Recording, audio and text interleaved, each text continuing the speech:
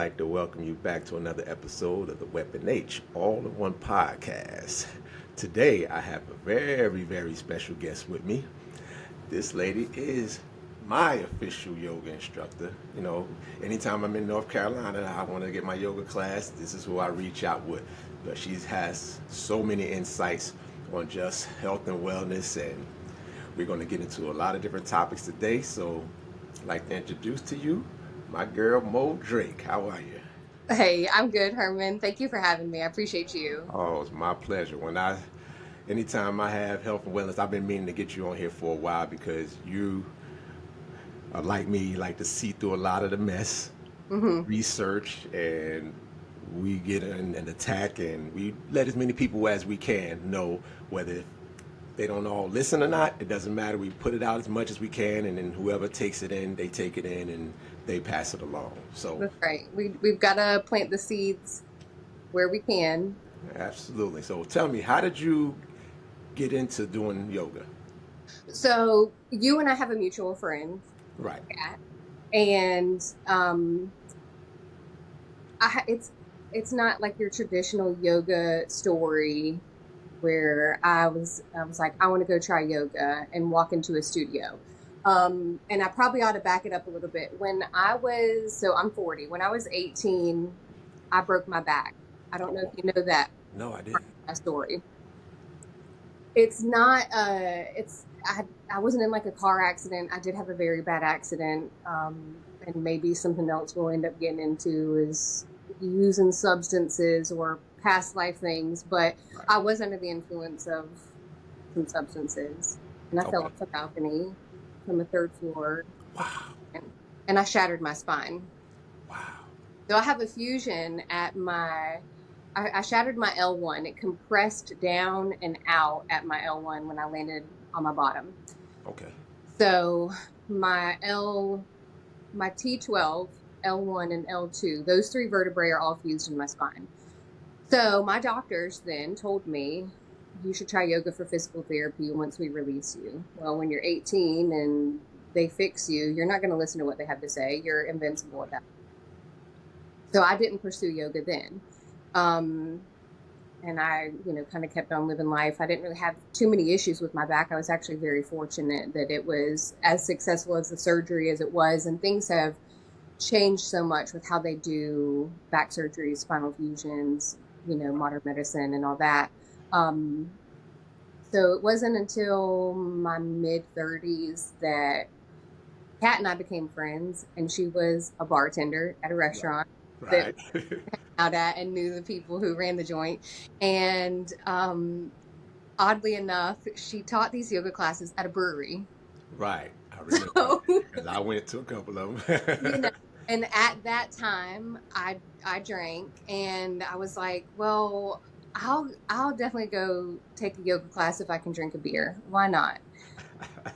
So I always laugh at how I introduce people to some of my stories or experiences because they are not like the traditional way. Like, oh, I saw this really fancy yoga studio walking by one day.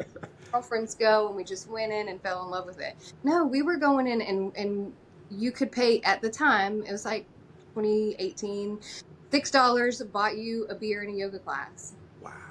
And so on Wednesday nights, I bought a little cheap yoga mat and I'd go up there and I told my husband, like, I'm gonna go do this. Do you want to come? And every now and again he would tag along. Okay. And then so it started just as like a midweek fun thing to do, get through the rest of the work week after my yoga class, drink, socialize, hang out.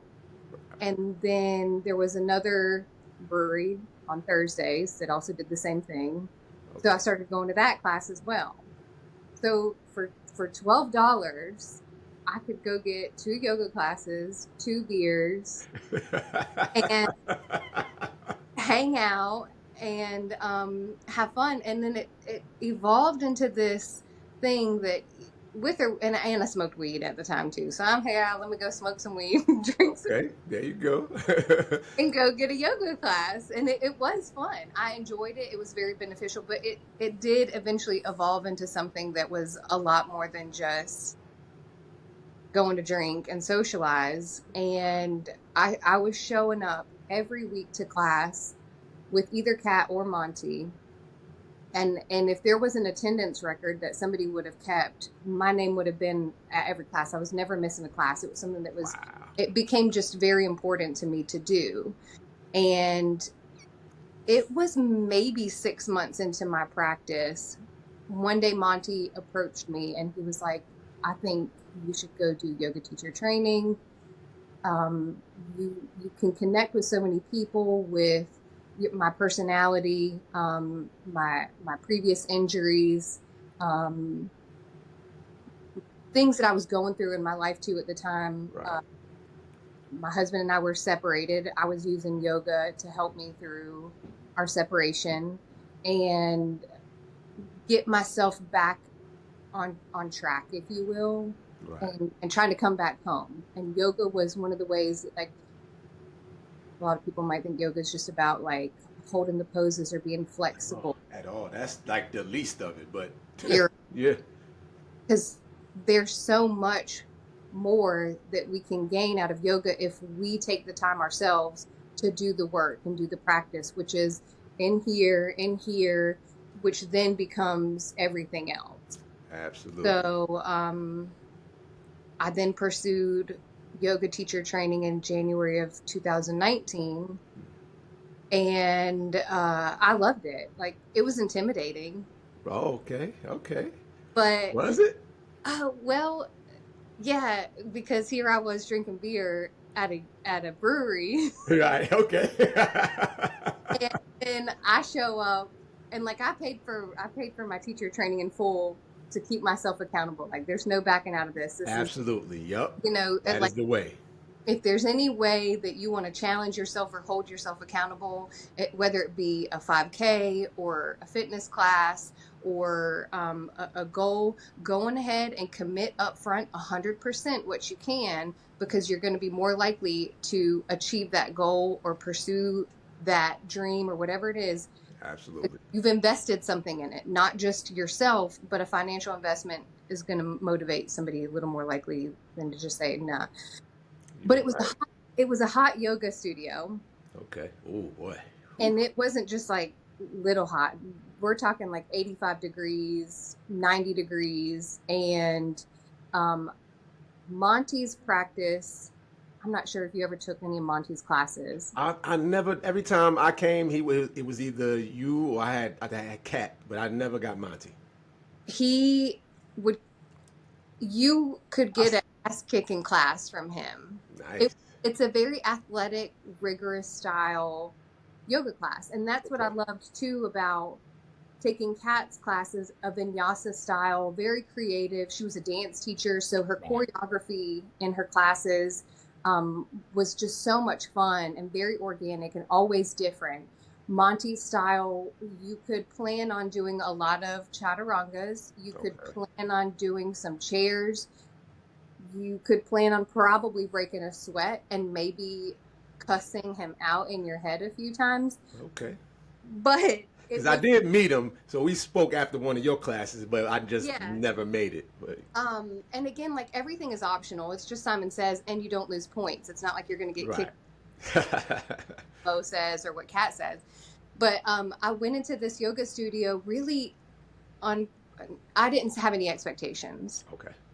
And it exceeded all of those expectations and that I didn't have, because I didn't allow myself to get in my brain to scare myself out the door. It was a challenge with the heat.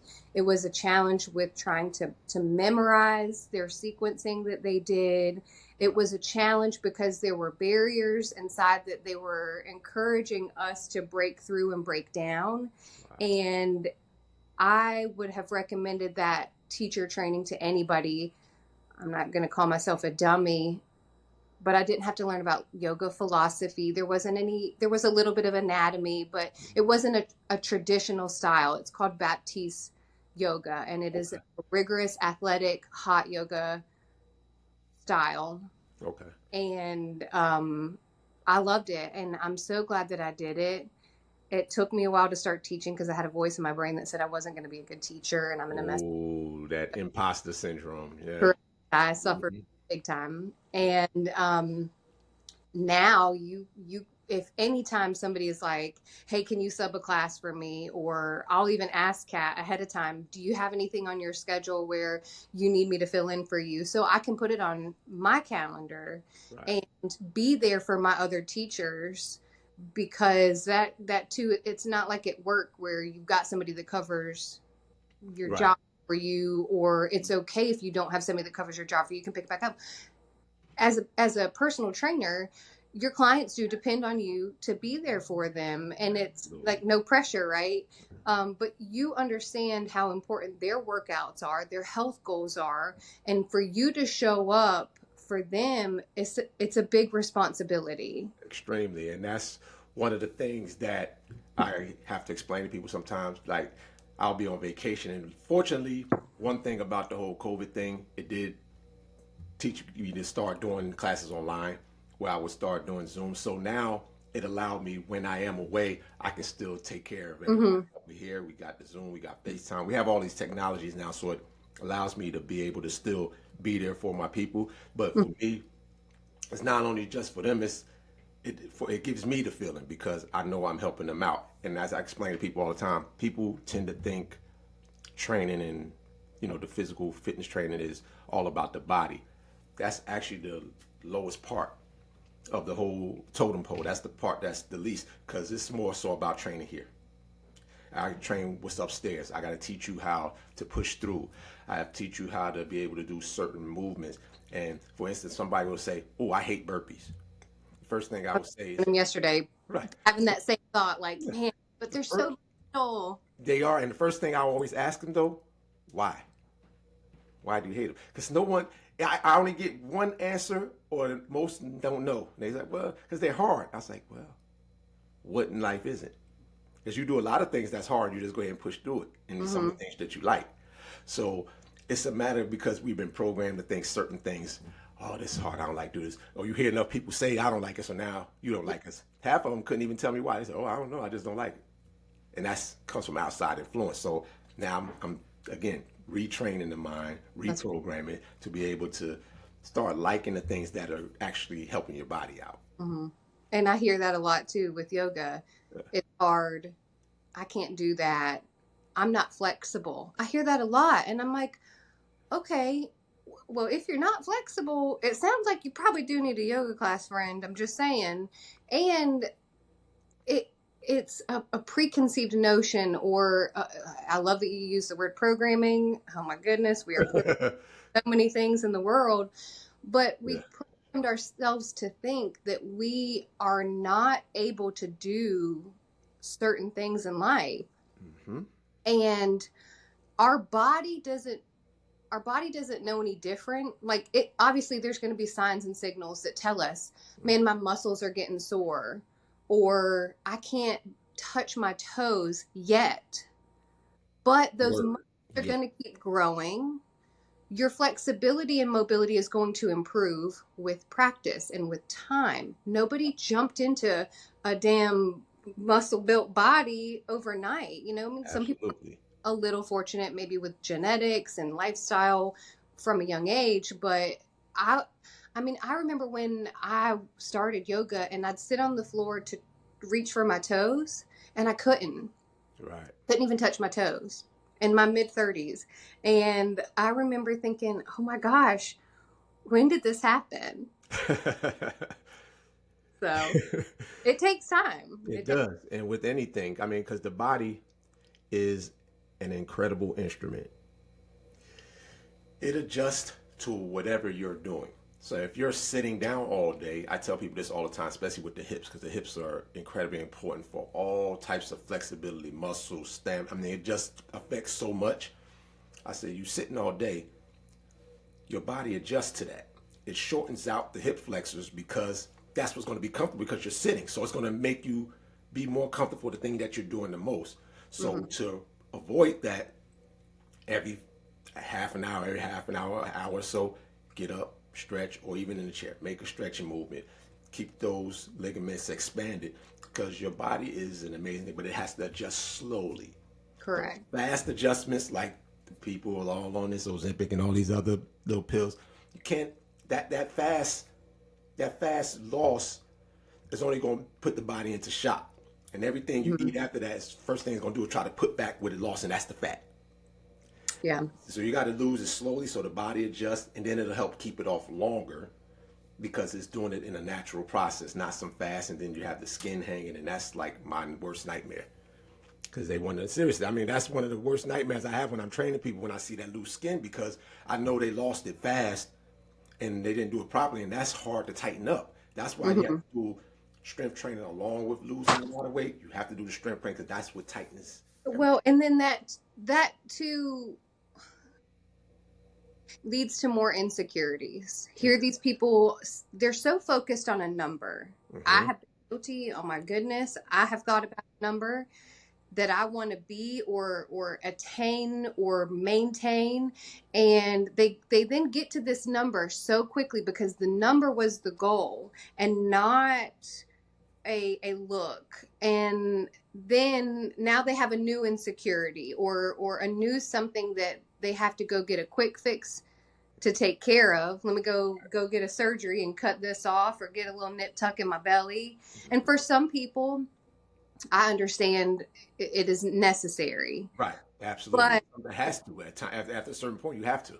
yeah, the average person who is looking to have a certain type of physique, they want the quick fix, they want to do the shortcut, they want that instant gratification, and there are so many long-term consequences, if you will, that can result by taking those shortcuts. Yep.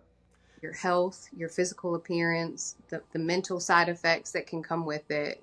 It can snowball really quickly. Very. And that's the one thing I try to change your mentality to. We're getting healthy. Yeah. Once you're healthy, the weight loss and all that will come with it. First, throw the scale out. I don't want to do this. I don't do the scale. Throw it out.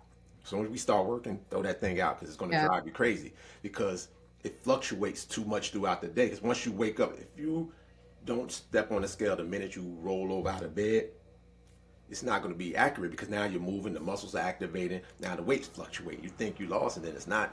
You have to weigh it. If you're going to do it, you have to weigh at the same time every day with no activity. Then you get a better judge of it, but they're not going to do that, so throw it away, and I'll measure your body fat. Hmm. That's the way I like to do it. Because now you actually have something that you can use. I lost a percentage of this. That your body fat because the weight will come with that. Yep. But yeah, and then the eating. Oh my God, that's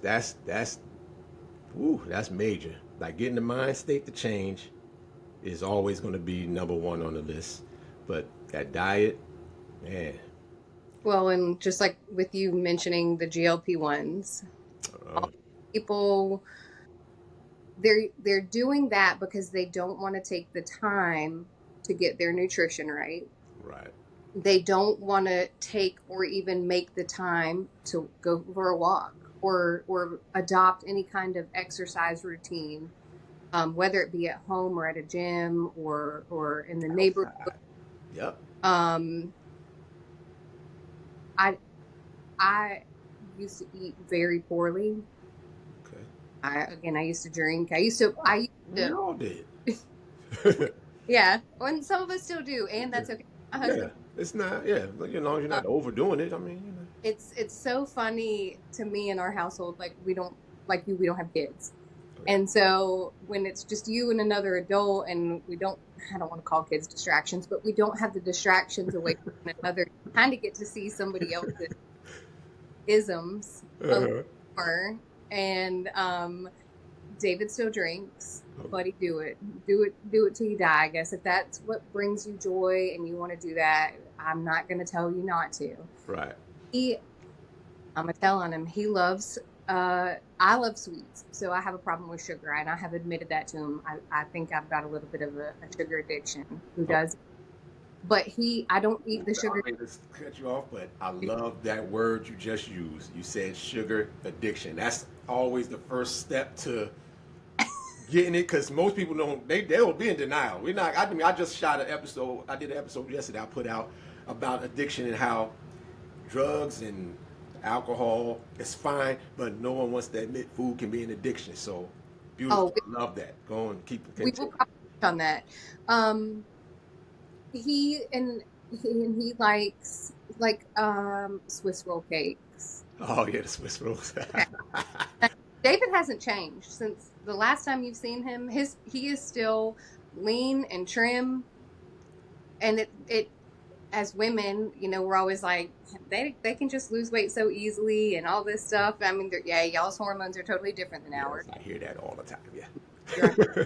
our hormone cycle versus us is a 28 to plus day hormone cycle.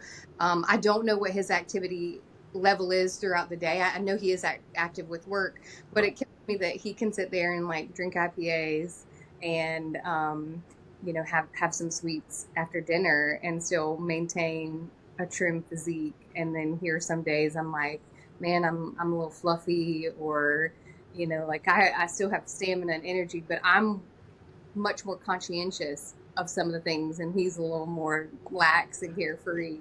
And One of there's my friends is like that. He just, I mean, I look at him sometimes. I'm like, damn, he can do whatever, and he just stays the same size his whole life since I've known him since maybe high school, college, same size.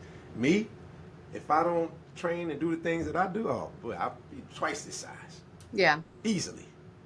But when you talked about your episode on abusing substances, it doesn't have to just be alcohol. And Right. even things like you can overexercise. That's We absolutely right. You're right. we overeat. A lot of people definitely use food as a comfort and a crutch. Hmm.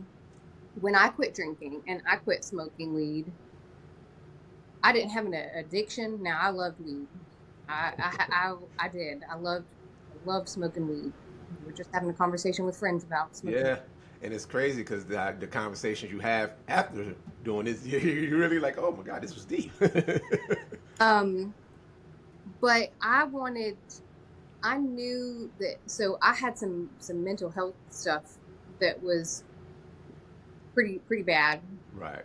And I had my yoga practice was good.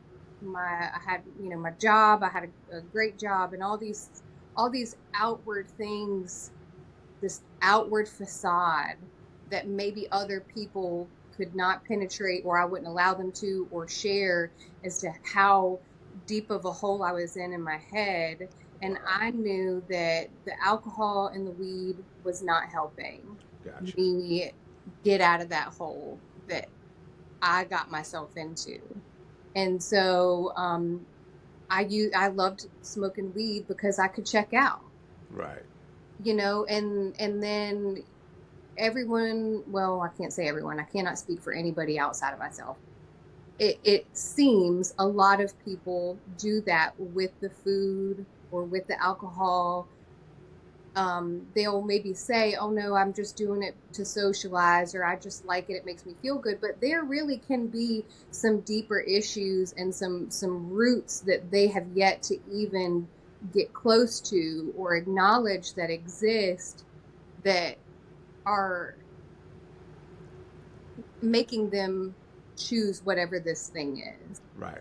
A trauma, an experience, and we, just like anything, if you make it a habit and you keep using it over and over and over again, you don't even realize you've gotten yourself into a habit of escapism.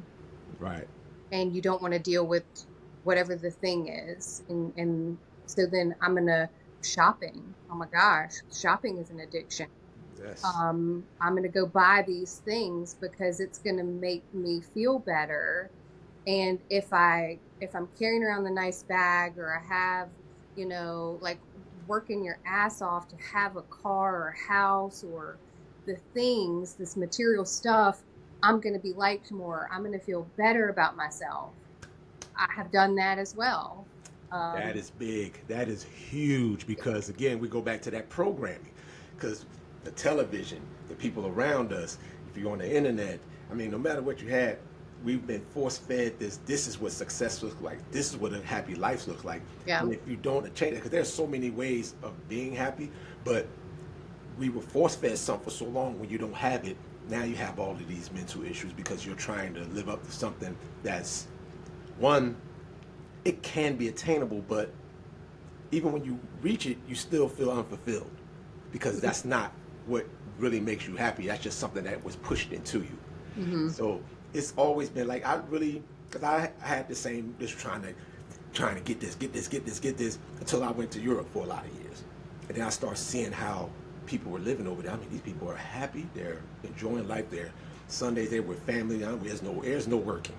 We're enjoying our life, and they were able to do it for a lot less money than we sitting up here trying to get paid for this big house and can't go anywhere. Yeah. So it started changing my mindset a bit as far as seeing, oh, I do like to travel. This is something that I like. And half the time people don't know what they like. They know what they're told to like. And that's where a lot of the mental issues could come into play. Yeah. Yep. They, from a very young age, we aren't, I don't feel like we are encouraged enough to develop a good relationship with ourselves. Right. And maybe there's it's just like you said, this outside influence. You got to go to school, you got to go to college, like graduate high school, go to college. There's this order in which we're supposed to be performing life, and you find your soulmate and your partner, and you get married, and then you buy the house and you have the kids, and this whole and literally just having this a very similar conversation with our friends last night, trying to keep up with the Joneses or whatever celebrity it is that these young people and these celebrities, like, I've got to be like that, or I've got to have her nose or her body or that car or this job. And you're hustling so hard to have all of these things, and yet you're not trying really hard to have any kind of good relationship with yourself. And we get so lost in the world and in our day to day, and then we wonder why we probably have issues with our partners, or our children. I cannot speak to being a parent. I don't know anything about it, but I observe so much in life. And what breaks my heart about a lot of the things that we see young people experiencing is, and I'm gonna get deep with it, but they're not intentionally created. A lot of us humans are not, in my opinion, made from love. There are a lot of people that think that they want to have children, or there are a lot of kids that might be just a byproduct of a good time. I hate to put it like that, but if you're But it is not, sometimes. So yeah. I mean, if you're not made with love from the get-go, like we are going to make love and make this child, and then really as two adults, like, nurture this baby and pour all this love into it. If you don't love yourself, you can't love somebody else. When I went through my separation, that was one of my big things that I was trying to work towards. I told my husband, I don't love me, and I have created a lot of issues internally and externally, and I got to figure this out. Right. Now we're together, like, we were able to reconcile our marriage, Good. and that took a whole lot of work on my end and on his. But if you don't love yourself, you're going to have a hard time loving somebody else. And then if you don't love this other person, but let's have a child in this family because our parents are putting pressure on us, or our friends have had kids, why haven't we?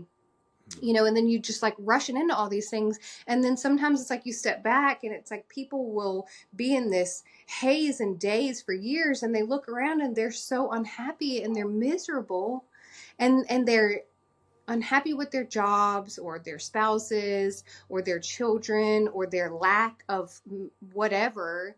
And then it's, again, here's the word, it snowballs into all these other things, and it's a ripple effect that when one person isn't happy or they're struggling, as humans, we kind of have a tendency to rope everybody into our mess. Right. And you're going to harm yourself, you're going to harm your partner, you're going to harm your kids, and not necessarily in a physical way, but this emotional turmoil that you're experiencing, it is going to bleed over into other aspects and relationships in your life. And I think Absolutely.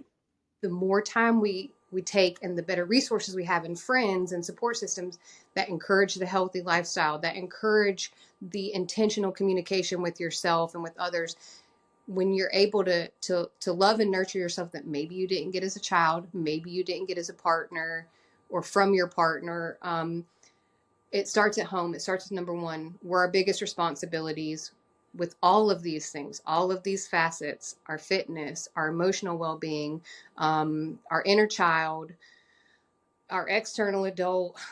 We have to take care of ourselves. And I think that's why there are so many unhappy people in the world. Hmm. I think that's why there is this epidemic of unhealthy children and adults. Yep. And again, not just in the mental side, but in the physical side. There's so many layers and levels to it that I don't think a lot of people really consider or entertain. And I'm not putting anybody down No. who does have children and who might be struggling with their relationships, or maybe like they resent their kids because, oh damn, we had these kids and now we can't get the house, or we can't go on the vacations like other people. Right. That's not why you had them. Mm-mm, at and all.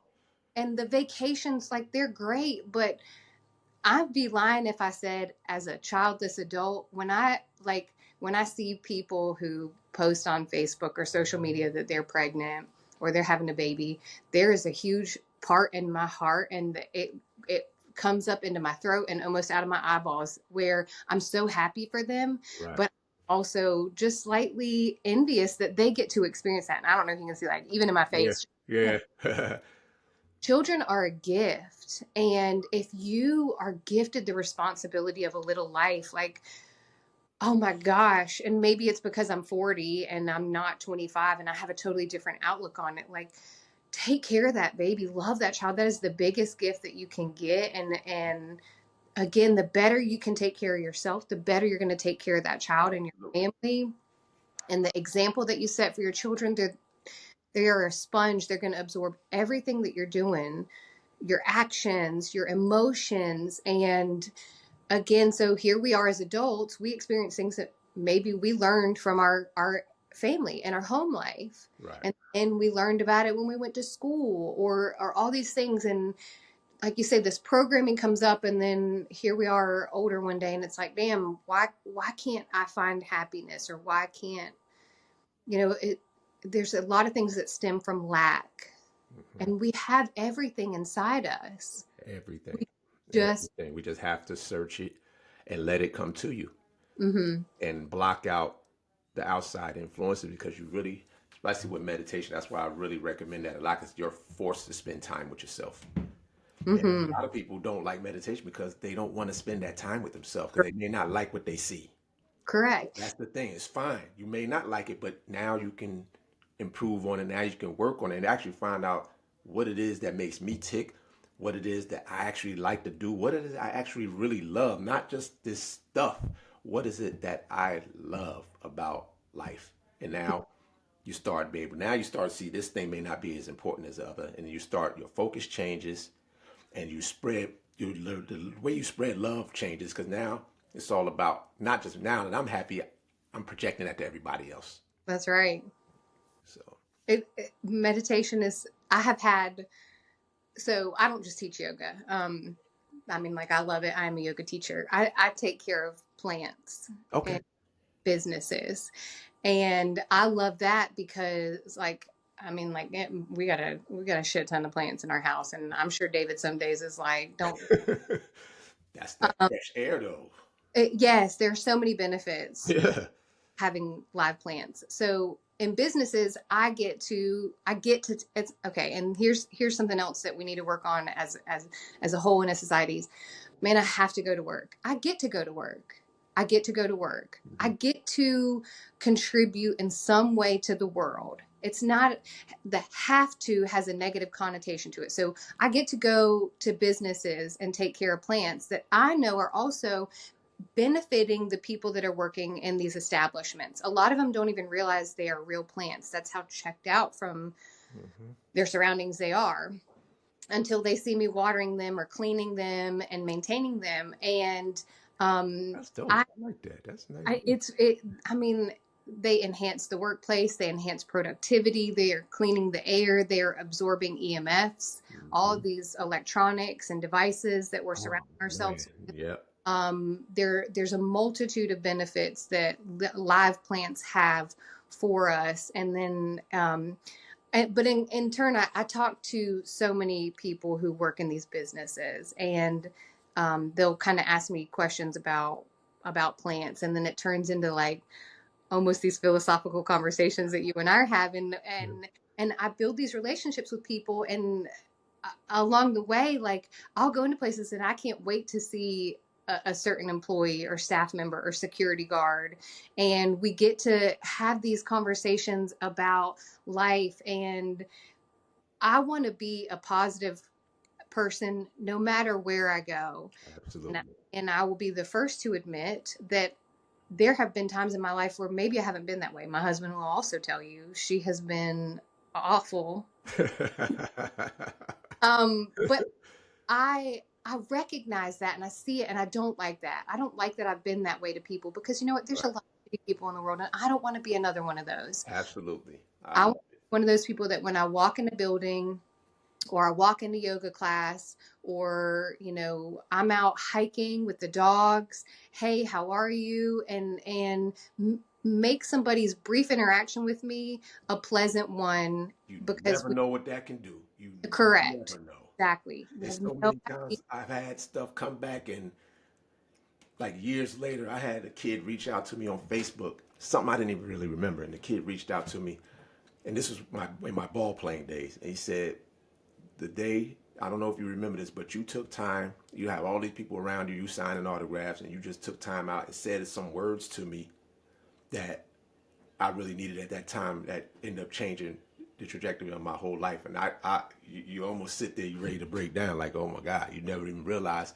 something so small that you just took a little bit of time out your day can change so much. Yeah. So that's where that's why I try to consciously understand what I'm projecting.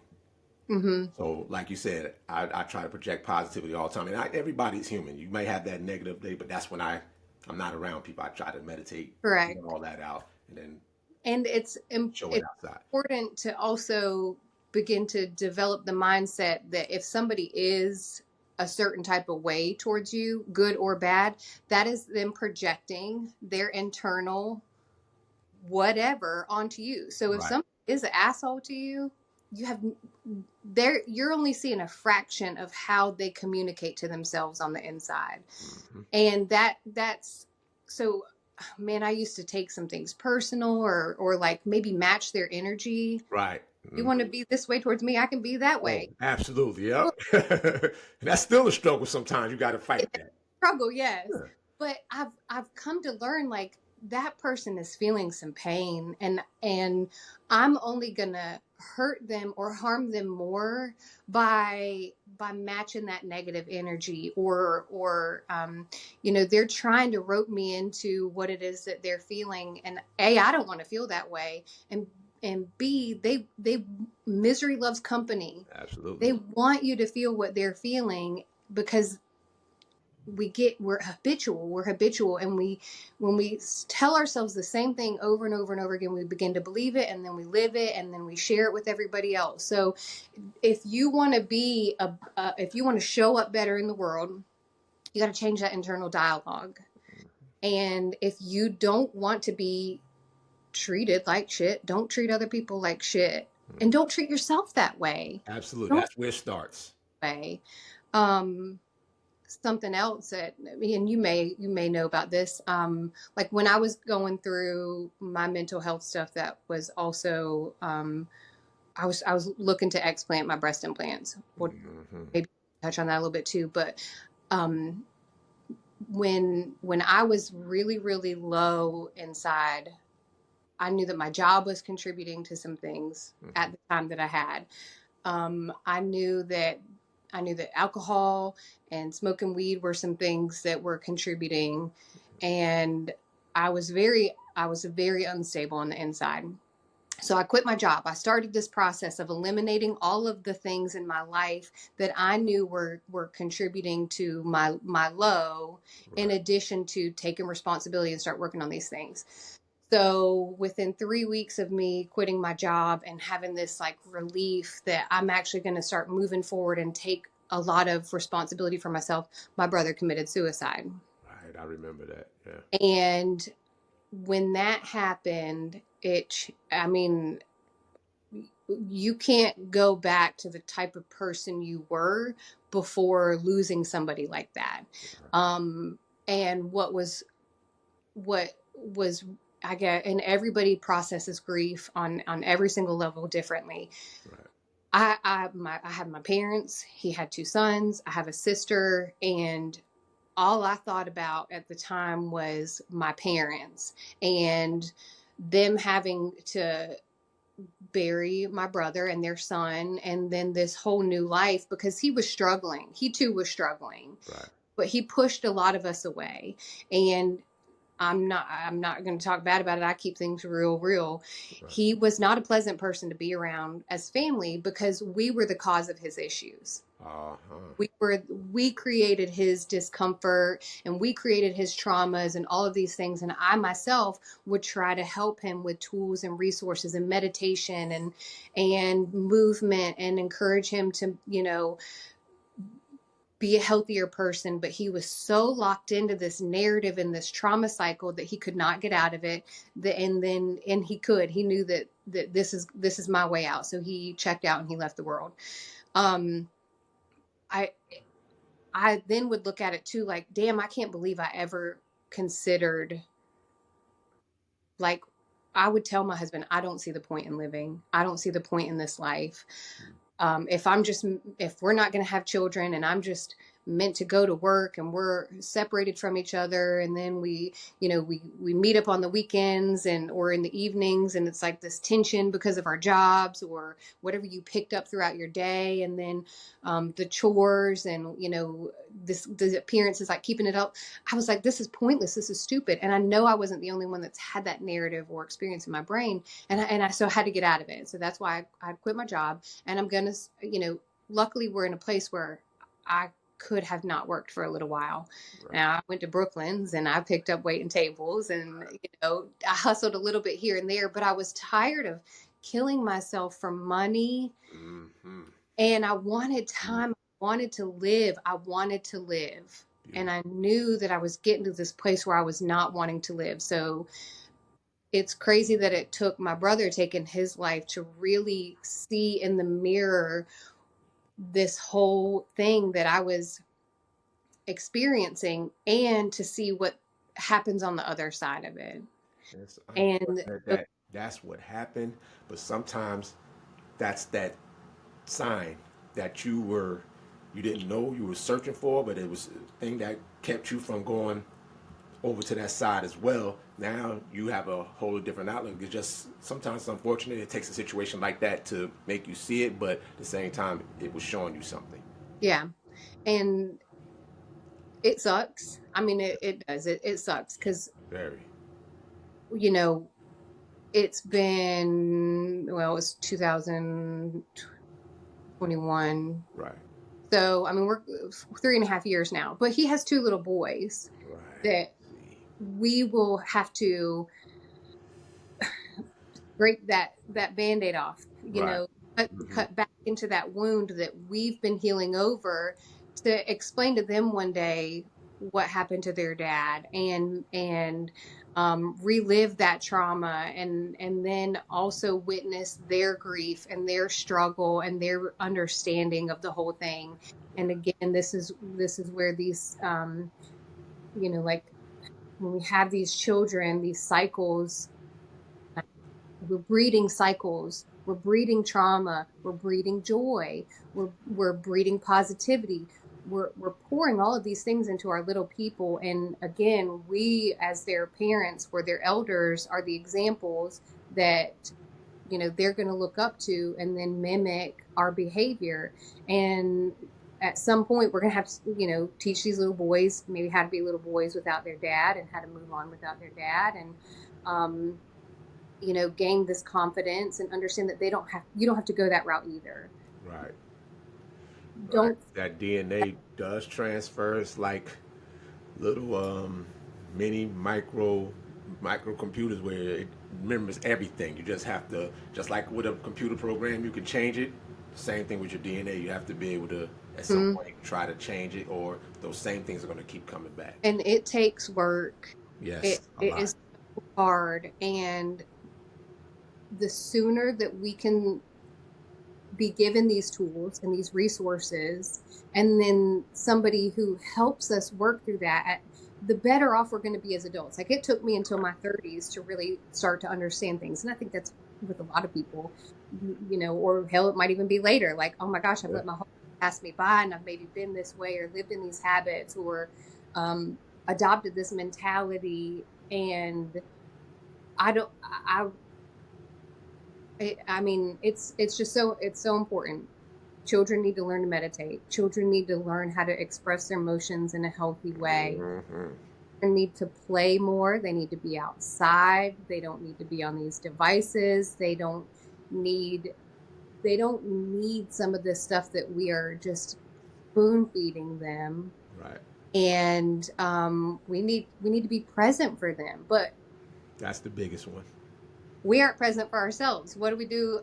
So many people come home, they turn on a TV, they scroll through social media, they check out, and their children see that, and then they too do the exact same thing. And just coming home and like, all right, we're gonna clean up the house, we're gonna go work out, we're gonna cook dinner, we're not gonna go out to eat, we're gonna cook a meal from scratch too, talk about nutrition. And instill these healthy habits in our little ones and in our family, and be a good positive influence. Absolutely. On all the levels. That's the only way it's going to change. It has to start with us. We have to pass it on. And like I said, everyone won't get it, but there will be some that will. For them to get it, and they'll pass along, and it'll get better. But it's a long process. It's a slow process. You got to have patience with it, but it first starts with you. You have to start with yourself. Yeah. That was beautiful. Oh, I loved it. Oh my God, that was great. I'm so glad you were able to get on this morning. It's wild. Being an adult is wild. Yeah. I don't know about you, but I don't feel like an adult. I put it like this. I know and I feel like I'm an adult, but I'm an adult with the kid sense of joy. Because I still, like, I'll sit down sometimes and I like my comic books, I like cartoons, I like little stuff like that, and then I'm always out there, I'm enjoying myself, so I have a lot of the kid in me. I have my responsibility, but outside of that, it's about that kid nature of enjoying life for me. And I never lost it, so I'm fortunate for that. And yeah, I mean, sometimes like I say, I observe. I'm an overthinker. I can get myself in rabbit holes. Oh yes, in the world. Definitely. But I look at so many people, and it's from a place of observation. It's definitely not from judgment. I have been a judger before. This is why my forehead. I don't go do that Botox stuff. That's why I have these lines up there. How you see them. But I have definitely been that person where I've been walking around and I look at people and I'm like, is anybody home? Are you present in your life? Do you love yourself? And when I teach class and when I close out class, I always try to remind everybody, and I have adopted this, here's that word too, I've adopted this habit and this mentality through my other teachers to remind my students and my peers to show gratitude for yourself. Absolutely. You working out and being a coach, you are also, you might not use that word, but you are instilling that mentality and those mantras. Show gratitude for yourself. Be glad that you can lift this weight, even if it's not a lot today. Like, move in your body. Your blood is flowing through your veins. Your lungs are sucking that air in. You are alive. You're here. You're present. And this goes back to me being in this mindset that I don't want to be here anymore. And I've totally changed that mindset and that reality, like, damn, this is a gift. This body is a gift. Absolutely. Every single hair on We my have to look at it that way because we have, so that's why we intend to abuse it or not take care of it, because we don't look at it as a gift. We just look at it as something I have here to do what I have to do. just like when I broke my back and I didn't take the memo to do the yoga then, like the scars on my body, the scars on my brain, you know, this thing is what matters. Yes. Like all this other stuff around us, the pool, the new cars, the campers, our damn designer dogs, which we love our damn designer dogs. Love our dogs. Those are our children. Uh-huh. But oh my gosh, I can't say that they don't matter, because they do. They're living and breathing. Absolutely, because I got his one upstairs. He'll be, if the door was open, he'd been out here already. Yeah, well, I'm surprised that they've been over there snoozing. But the things, the material things, they do not matter. They don't make us. They don't make us up. No, they do not. Absolutely do not. However I want to word that, but the first reaction is always the best. It came out from a position of heart, so it's the one you want. So yeah, about how it came out. But to show gratitude and appreciate yourself, and in baby steps. So if there's I don't know, I have no idea your demographic or who listens, if it is your athletes or your students. I call them your students, your clients. So, but if there's somebody who is listening and they're trying to get themselves in the habit or back in the habit, don't beat yourself up. So here's a term too that Kat uses, and I love it. And somebody she better trademark it. Don't steal this from her. You cannot bully yourself into a better body. Oh, absolutely. I definitely heard that too. But yeah, definitely you cannot. It's a natural progression. Push ourselves, but if you're doing it with a positive narrative, like, yes, I'm going to get this and I'm going to do this, or I'm going to touch my toes one day, not, like you can love yourself into the most beautiful version of yourself, but you cannot bully yourself into a better body and this better version of yourself. It's at all negative, because that's still negative energy. Negative energy just doesn't correct. It doesn't work. that positivity and that you've got to be intentional with everything. So if you are intentional with your bad words, that's what's going to happen. If you're intentional with your good words, that's what's going to happen. Absolutely. And it takes time. It is a practice. It does not happen overnight. And if you don't succeed at first, or on day one, show up day two, show up day three. Yep. And set goals. Set those goals. Like if you want to start running, find a 5K and pay for it, and start getting in the habit of, go out and walk a little bit. Yep.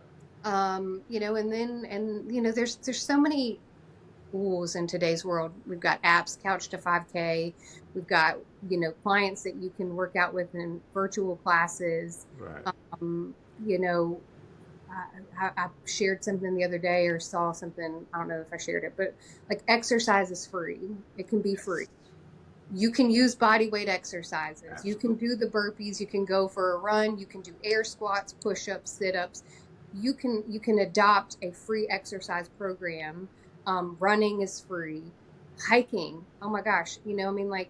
Love hiking. My jam. I love to do that. Being out in nature, that heals us. The frequencies that we receive from the trees and the earth and all of that too, it will heal us. Grounding. Man, I was going to do something so funny. Like, I'm barefoot right now. I'm like, oh, hey, you and me both. I'm not putting mine up in the screen. For some, I will tell you, so here are these funny little isms that we've got. For somebody that loves to be barefoot, I own a ton of shoes. But if I am going to put shoes on, I'm going to have good, comfortable shoes. But yes, to be barefoot, like David, I watch him walk across our gravel driveway sometimes. And he, like a lot of people, when they walk in gravel, like you have tender feet because you wear shoes all the time. Right. And I, run across our gravel driveway. And I might wince a little bit, but I'm barefoot so much that it's almost therapeutic. Yeah, I When don't. I can. Well, it depends. I can run some, but it kind of depends. Like, cause but I double check the surface, make sure it's kind of smooth. I don't, and anything I'm stick up. But I can walk all across any surfaces at this point. So, yeah. yeah, Oh well, hey, and so then speaking of grounding, do you have any grounding sheets? Have you bought those before? she did. My girlfriend bought them. Yeah, Yeah. she has them. Yeah, because We I actually had tried the wire and planting it into the ground, so I did that. But she has the sheets. So, Yeah, our friends that were here for dinner last night bought us a grounding sheet for Christmas. And it is the one, it's like, it's not a whole sheet, it's like a strip right. we Yeah. have. Uh huh. Yeah. And it Um, plugs in. Yeah. yeah. And so, and it's just, I mean, I know we're probably gonna wrap it up, but like things that like sleep is important, rest is important. Um, Absolutely. so other tools that are going to cost some money, we were talking about our free things, but your health and your wellness is an investment. Yeah, Buy you things that can't are do free. anything without that. So you better Yeah, invest in it. Yeah. quality supplements. If you're supplementing your nutrition with things, don't go buy cheap shit stuff like magnesium. Oh yes, Everybody's huge, we huge I know deficiency. didn't talk about that, but like things that are by our bedside. Now David is going to drink his beer and he's going to eat his Swiss rolls, but every night he does take his magnesium. I make sure of Okay, it. good. Yeah. Water, Oh my God, Tiny will she'll beat you to death about that magnesium, man. That's yes. she's big. But I mean, Um, it's true though. electrolytes. I put an element packet, a chocolate element packet in my coffee every morning. Mm. Um, and I'm not even really like working out like I once did, but it's still important. Like I need those nutrients. Yep. Red light therapy. Oh yeah. Holy, like, and our friends who were over last night, they're like, you have two of they're like handheld red lights and they're pricey. And I'm sure people probably think I'm crazy when I tell them how much I've invested in my health and wellness Yeah, products. there's no price for that though. Correct. And if somebody can afford A five to hundred dollar bag. Yeah. well, like, okay, so here, girls, I don't get my hair done anymore. I quit coloring it. I don't do my nails. I don't get my lashes done or anything. I don't hardly wear makeup. I did put on mascara for you this morning, just so I didn't look too terrible. But like, where can you cut some things out that really don't matter in life and put that in something that does, like your water? Buy a good water filter and then supplement the water from what you're filtering the bad stuff out to put the good stuff in. An air purifier. We close ourselves up in these houses, and our houses can actually be poisoning us because all these products are filled with chemicals or fake wood or whatever, and they're moist and mold and all these things. Oh my gosh, I could go on a whole nother rant. Oh, all day, right? But and then red light therapy, like I look around, like I've got all these plants, plants are work too, but these things are beneficial to my well-being and my wellness physically and mentally. And at what point is coloring my hair, which would cost more than $100 every 6 weeks, I could save that hair coloring and go buy a good air filter that's gonna help us breathe better, or stock up on some good supplements. Collagen, I take that every morning. Um, or I mean, just in Yeah, I get it. It has to be a priority investment. hmm You have to get to the point where there's nothing more important than taking care of your body, and then that just leads to you taking care of other bodies, and they're taking care of their bodies. That's just yeah. it's a And problem. I mean, so then back to here we are for full circle with my yoga practice. I go to yoga twice a week and I teach 1 day a week. Gotcha. Um, it is imperative for me to go to yoga. It is a non-negotiable. And it's so funny too, because all these years later, David will still ask me, "Are you going to go to yoga tonight?" If we're not out of town camping and I have to feel absolutely terrible to miss a yoga class, even when I feel bad or have a headache, I still go because I know my body needs it more than ever when I don't feel well, to move and to breathe, and just get all the stuff out. But and then here's maybe a little imposter syndrome too. I'm not if I don't I can't be a good teacher if I don't practice or take my own medicine. Yeah, I'm wholeheartedly into that. You know what I'm saying? Like, I've seen so many. trainer, if you don't work out. Yeah. How can you be the example?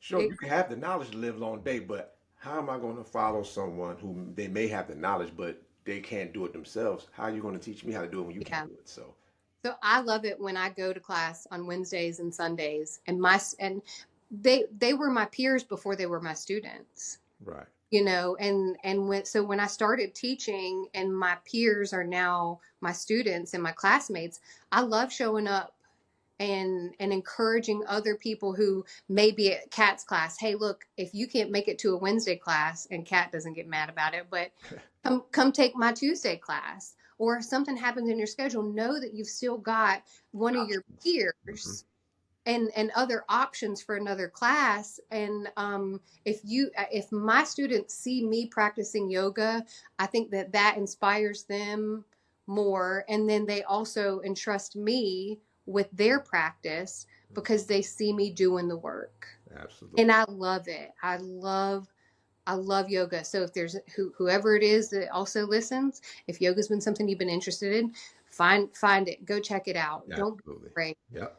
Absolutely. Go do it. Don't worry about where you're starting off at because you will get better over time. None of Yeah. us I mean, start out A plus. yeah. And with your profession too, you know that mobility and flexibility is huge. It's It huge. is incredibly huge. Yeah. 'Cause I don't Something, like injuries. I'm some, fortunate to that have I a. get- something that I get to do also is help Kat. She's got a gig with Hendrix Motorsports, Okay. and we teach their staff and their pit crew guys. So their pit crew guys are like you. They are athletes. They are legit athletes, and these guys are beating themselves up, and they're in incredible physical shape, and they love it when she shows up and teaches them yoga because they need it. So Recovery.